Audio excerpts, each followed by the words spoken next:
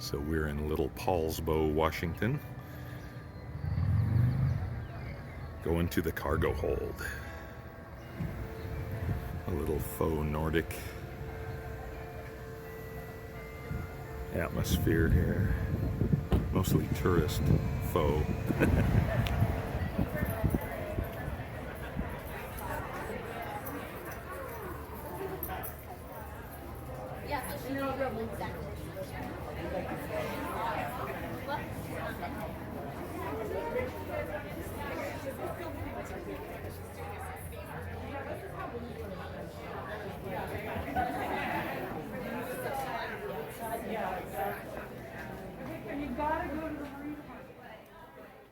So here we are at the cargo hold. And just for a little informal video with Doug Owen, raconteur, knower of all things pipes and tobacco. Well, knowing some things, pipe and tobacco. Well, I'd say most things, frankly. So I was going through my stash of tobacco and I found this tin. I know Doug smokes Capstan. And so he mixes his own into a green from the Capstan yellow and blue. That's right. Yeah. So I found an old tin of Capstan. I knew it was kind of old, but he can tell us more about this. So we opened it, and it's good. It is this kind of unique, really thin cut. Notice the color. It's very dark. Uh-huh. Very, very aged. I mean, this dates back to the 1970s at least. 1970s. Wow. Now, the reason we know this, Tom, is because Yes.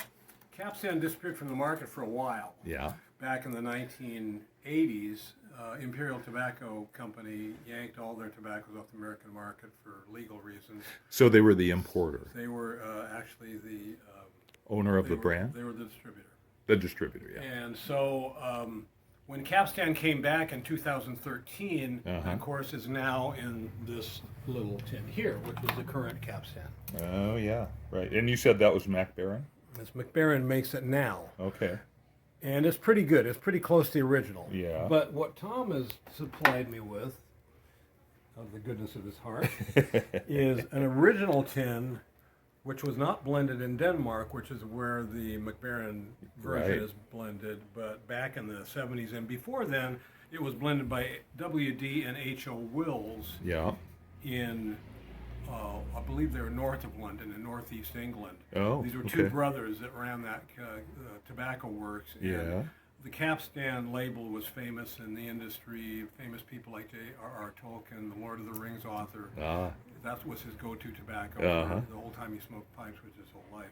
Anyway, Tom finds this stuff. I don't know where he found it, but he brought it by so that I can have it. And it is like gold bullion. This sort of thing is very rare, very, very rare.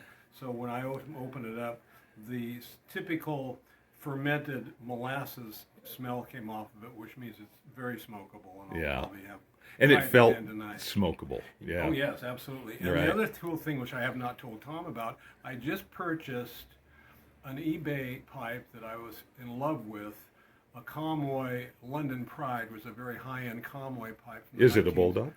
It's a Bulldog.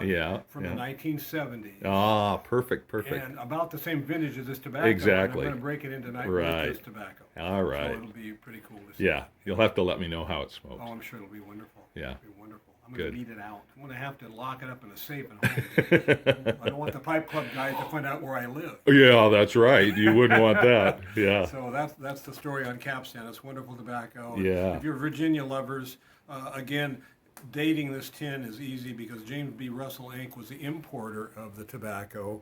They were back in New Jersey, and they were up and running in the 1970s, but they were gone by 1980.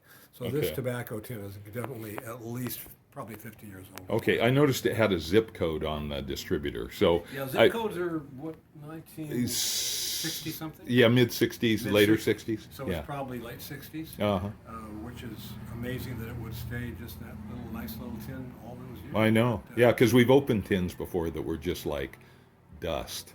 Well, if you recall years ago, one of the first videos you did with us is Right. a opening of a red rapparee. Yeah. And then the lattice in there had faded away completely. Uh-huh. It wasn't even discernible. Yeah. So with Virginias, though, they just get better and better and better because they get the sugars tend to continue to ferment forever.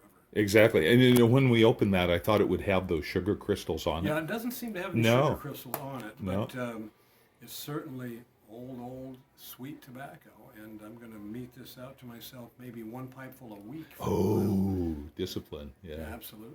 Okay. Well, good. I'm glad you enjoyed it because you do so much for our local pipe community and probably for the world, frankly, with your knowledge base. Well, it's fun to do that. Yeah, I've I been know, around but forever. what comes around goes around. So, you know, I sure if appreciate there's something and you know, it's like the person who has everything. Yeah. You know, you kind of Got can't access get to all them of it. anything. Yeah, and so, Right. so something kind of unique like that was fun to share. So, Very good. Thanks, Tom. oh, you bet. All right. Okay, yeah. Bye.